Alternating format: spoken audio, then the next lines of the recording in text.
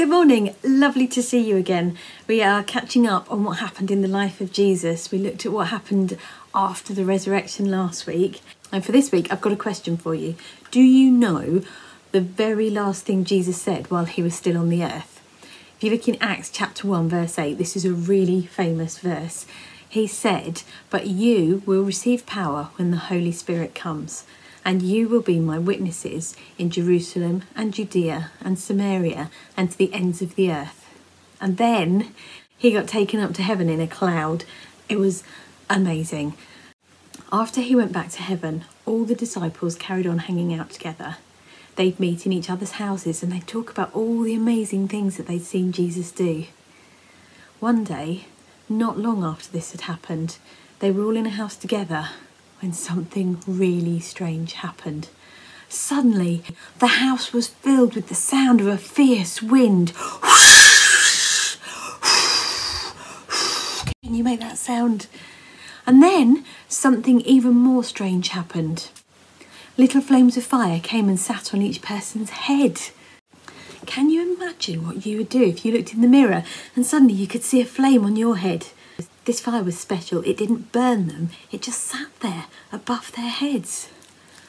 And then something else even crazier happened. They started speaking other languages that they didn't know. It would be like if I was talking to you now and all of a sudden I'd be like, "Bonjour, je m'appelle Rojo," or "Guten Tag, wie geht's?"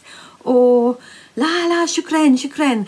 Or if I was just trying to speak and suddenly all these other languages that I'd never learned came out. I had learnt those languages, so that was cheating. But God gave this heavenly language to them and they all just started speaking it.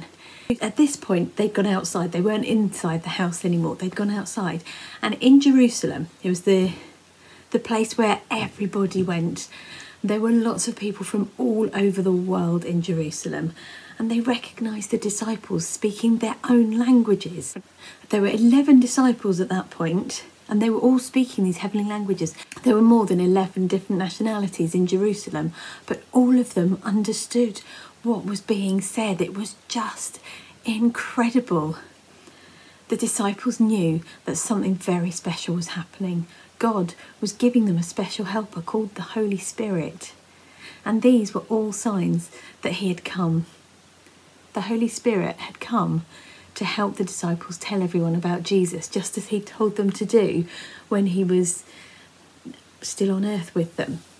And this was the helper that he'd promised to send. One of the disciples, one of the most famous ones, good old Peter, stood up in a crowd outside in Jerusalem. He told all the people all about Jesus. And lots of them decided they wanted to follow Jesus too. Peter baptised all the people who wanted to be friends with Jesus that day. And that day, it was about 3,000 people. And the church celebrates this as the day of Pentecost. If you ever hear of Pentecost, that means that's the day that the Holy Spirit came. Some people call it the church's birthday, so we all really need to have a slice of cake. Maybe this fire that was above their heads was the candles. But Jesus promised he would send a helper, and he did. And the absolute best part of it is that helper is still with us today. When you hear from God, that's the Holy Spirit whispering to you. When you see God moving, that's the Holy Spirit showing you. The Holy Spirit gives us power, me and you. And it may be that you're able to speak in different languages that you've never learned, or it may be that you're able to pray for someone and see them get healed, or it may be that someone says something in one language and you understand it and can tell it in another language. And there are so many different things that we can do with the Holy Spirit.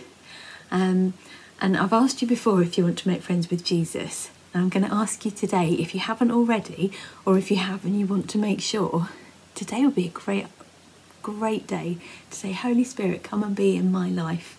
I want to see you working through me. I want you to help me to tell all of my friends, to tell all of my family all about you." And God will send his Holy Spirit. It might not be like the mighty wind that they had, and it might not be flames on our heads, and it might not instantly be speaking different languages, but if you invite the Holy Spirit, he will come and you will see incredible things.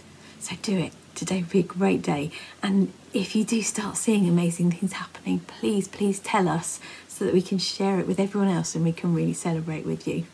Have a fabulous week. Bye.